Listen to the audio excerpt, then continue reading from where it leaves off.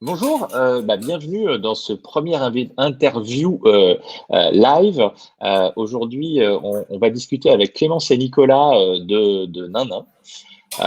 Bonjour Clémence et Nicolas, Bonjour. Bonjour. bienvenue. Mais je vais vous montrer rapidement Nanin tout d'abord parce que c'est une aventure intéressante. Vous me présentez en deux mots un petit peu ce que vous faites? Alors, Nanin, c'est le doudou Made in France créé par un papa. Le papa, c'est moi. Le nanin, c'est ce qu'on peut voir sur l'épaule de la maman sur le site internet. Il a une seule forme, une seule taille, c'est donc un doudou. Il a plusieurs. En fait, il a donc une seule forme, une seule taille, et il est décliné dans plusieurs coloris et imprimés différents. On le vend exclusivement donc sur notre site internet nanin.fr, nin-nin.fr. On peut le personnaliser au prénom du bébé et on expédie partout en France actuellement puisqu'on est en confinement, mais on peut aussi l'expédier partout dans le monde. Voilà. Et il est fabriqué dans notre atelier en Bourgogne, 100% made in France. C'est ça.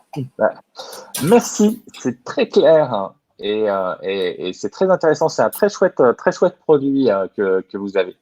Merci. Alors en fait, la série, en fait, pourquoi est-ce que je viens vers vous? En fait, c'est pour voir comment ça se passe par rapport à ce confinement et puis comment les effets que vous avez eus sur votre entreprise et puis comment vous préparez un petit peu l'avenir. Donc du coup, pour vous, à partir du moment où il y a eu le début du confinement, qu'est-ce qui s'est passé en fait? Alors, au tout début du confinement, on a eu une grosse baisse d'activité. Les gens devaient s'organiser. Il fallait qu'ils organisent le télétravail, il fallait qu'ils sachent comment ils allaient garder les enfants. Et je pense qu'ils avaient vraiment autre chose en tête que de consommer, que d'acheter sur Internet. Donc, on a connu une semaine et demie de calme, de grand calme sur notre site Internet. On a divisé le chiffre d'affaires par deux à ce moment-là. Ouais. Donc on s'est dit ça va être un petit peu chaud. On a mis une personne en chômage partiel, une couturière. Et puis voilà, on s'est dit on va attendre de voir un petit peu quelle tournure prennent les événements. Et puis finalement, bonne surprise, une fois que les gens ont dû réussir à s'organiser et sont re-rentrés dans un quotidien différent, mais où ils ont repris leur marque, et ben là, on s'est aperçu qu'ils avaient beaucoup plus de temps pour aller sur Internet, et c'est vrai que les visites sont remontées en flèche. Hein? Oui, c'est vrai qu'on a eu un petit peu. Alors, on a fait une petite enquête. J'ai oublié de le dire en début. On a interviewé 70 commerçants, e-commerçants, retailers ou dans le tourisme. Et en fait, on a eu le même effet en fait d'une bonne dizaine de jours, voire 15 jours chez certains, où il y avait vraiment un flottement. Et nous aussi, on l'a senti chez nos clients, où c'était un petit peu, mais qu'est-ce qui se passe, où on est, comment on fait, tout ça, etc. Et puis après, il y a eu une autre phase, effectivement, où ça a commencé à se poser. Et vous, dans cette phase-là, ça s'est plutôt bien passé. Alors oui, en fait, la première semaine, justement, on s'est dit c'est calme. Alors on a commencé à trier les papiers. Ça nous a permis de trier tous les papiers, voilà. Et puis on s'est dit qu'est-ce qu'on va faire. Alors au départ, grâce à Spread, on peut mettre en place le parrainage sur notre site internet. On l'avait pas encore fait. Du coup, je me suis attelé à ça. Clem, elle s'est occupée de tout ce qui est administratif. Enfin, on a pu un petit peu s'organiser et faire ce qu'on n'a pas l'habitude de faire d'habitude ou quand on n'a pas le temps, en tout cas. Et puis, au bout d'une semaine, on s'est aperçu que finalement, les clients revenaient petit à petit sur le site. Du coup, on a vu qu'on avait coupé 80% de publicité via Facebook, via Insta ou via Google. On a tout remis en place. En tout cas, bien 80% du budget. On a quasiment tout remis en place. Et là, alors là, c'est reparti de plus belle. On a fait un chiffre d'affaires. On a multiplié le chiffre d'affaires par 3,5. Donc, c'était incroyable. Ouais, je veux dire, par rapport à votre secteur d'activité, en fait, j'aurais pas misé sur un effet bénéfique. Pour vous, comment vous analysez le rebond et l'accroissement de votre chiffre d'affaires sur cette période? En fait, ce qui se passe, c'est qu'habituellement, quand les gens ont des bébés, la famille ou les amis peuvent aller à la maternité ou peuvent aller directement chez les jeunes parents pour voir le bébé, pour donner le cadeau de naissance et puis voilà, pour fêter cet événement un petit peu tous ensemble.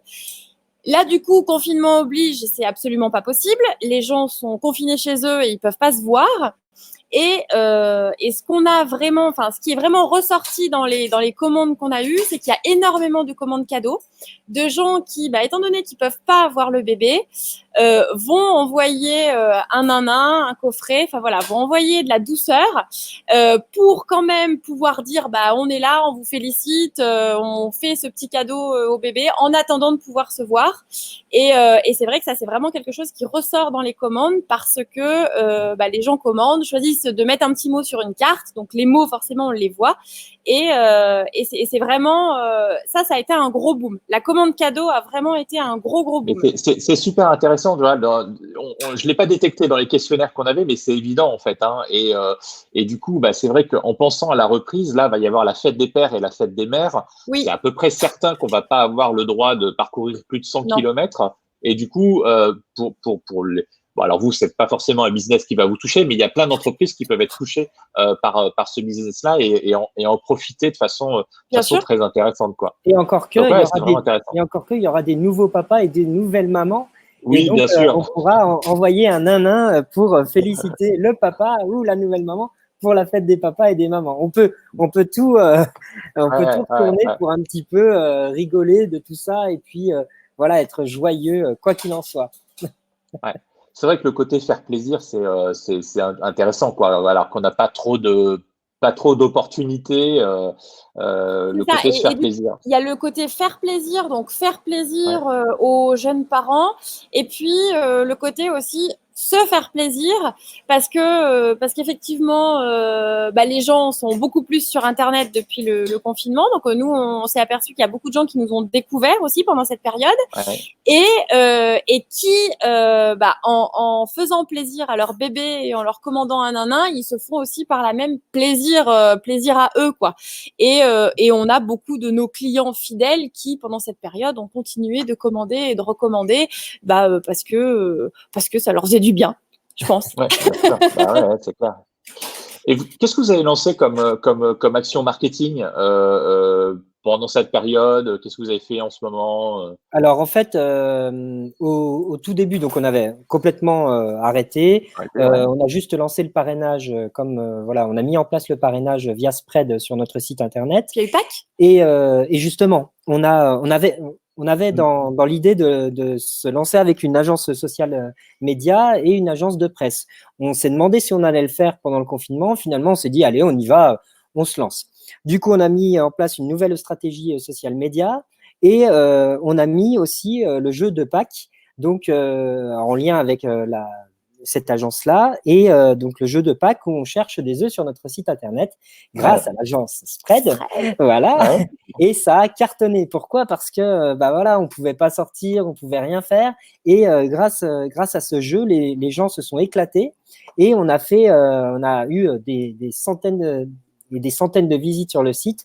Évidemment, ça s'est transformé et on a converti les gens à nanin.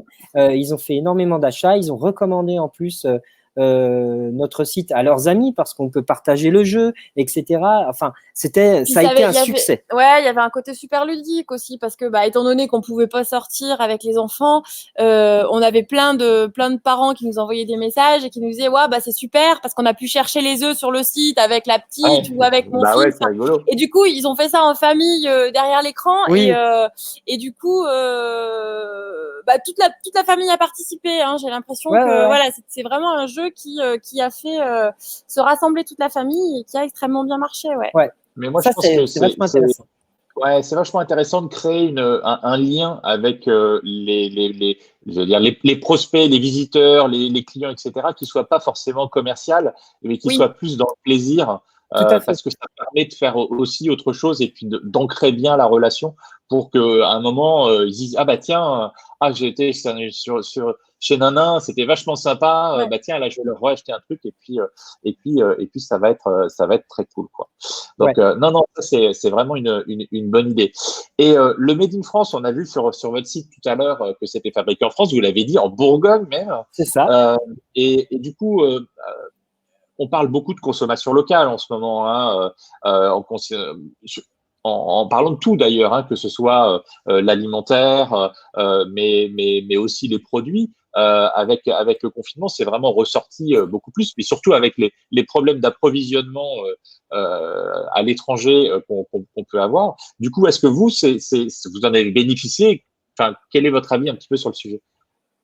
Oui, bah nous, on s'aperçoit déjà que bah voilà, depuis des années, il y a un changement qui s'opère au niveau des consommateurs, et c'était déjà une tendance assez générale de dire bon voilà, maintenant on consomme peut-être moins, mais on consomme mieux, et les gens sont beaucoup plus attentifs à ce qu'ils consomment. Et là, effectivement, avec cet épisode Covid, c'est complètement démultiplié parce que les gens ont envie de consommer local. Alors que ce soit pour l'alimentaire, voilà, je pense que les gens se sont vraiment concentrés sur leurs commerçants locaux.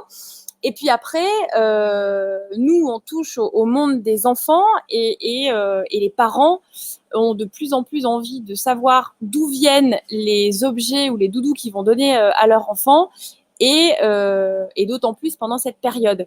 Donc oui, je pense que clairement, on s'inscrit dans la bonne tendance, et que du coup, les gens ont besoin de confiance. Ils ont besoin de savoir à qui ils achètent, où ils achètent. Et c'est pour ça que nous, on essaye de vachement communiquer sur notre atelier, de montrer très souvent sur les réseaux comment ça se passe, nos couturières, comment c'est à l'intérieur de l'atelier, parce que les gens, ils aiment ça, quoi. Et ils aiment voir où est fabriqué le doudou qu'ils vont donner à leur bébé, et ça donne du sens, en fait. Ah, ça m'étonne pas. Ouais, c'est super chouette. Et puis c'est intéressant, enfin, de se dire, voilà, on sait ce qu'il y a dans notre produit.